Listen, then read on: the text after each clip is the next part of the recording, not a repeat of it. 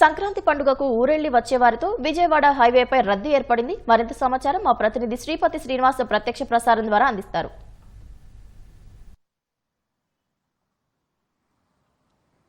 సంక్రాంతి పండుగకు సొంతూళ్ళకి వెళ్లి తిరిగి వచ్చే ప్రయాణికులతో విజయవాడ హైవే అయితే రద్దీగా మారిపోయినటువంటి దృశ్యాలు అయితే మనం చూస్తున్నాం. ప్రస్తుతం మనము విజయవాడకు వెళ్ళేటువంటి ORR దగ్గర ఉన్నాము.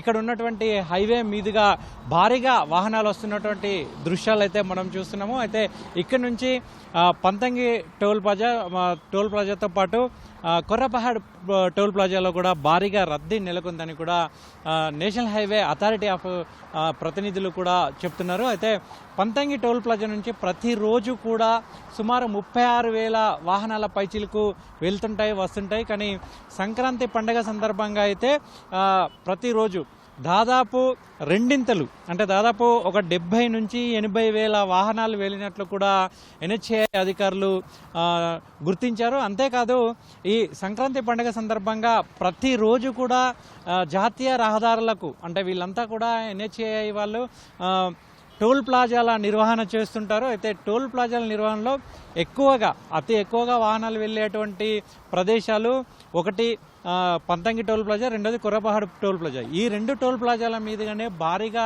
ప్రయాణికులు వెళ్ళినట్లు కూడా చెప్తున్నారు. ప్రతిరోజు కూడా ఈ నెల 9, 10, 11, 12, 13 తేదీల్లో ప్రతిరోజు కూడా దాదాపు 2 కోట్ల పైచీలకు అదనపు ఆదాయం వచ్చినట్లు కూడా చెప్తున్నారు. ఇక ప్రయాణికులు కూడా సొంతంగా వెళ్ళేటువంటి ప్రయాణికులుగా కూడా భారీ సంఖ్యలో ప్రయాణించినట్లు కూడా NHAI అధికారులు కూడా భావిస్తున్నారు. అయితే దీనికి సంబంధించి ఇక ఆర్టీసీ కూడా సొంతూళ్ళకి వెళ్ళేటువంటి ప్రయాణికుల సౌకర్యార్థం దాదాపు 6,432 ప్రత్యేక బస్సులను నడిపించింది. అవి కూడా ఈ నెల 7వ తేదీ నుంచి 14వ తేదీ వరకు కూడా నడిపించింది. అయితే ఈ ప్రైవేటు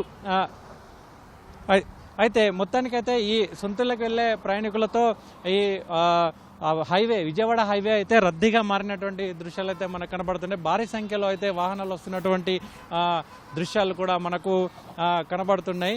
అయితే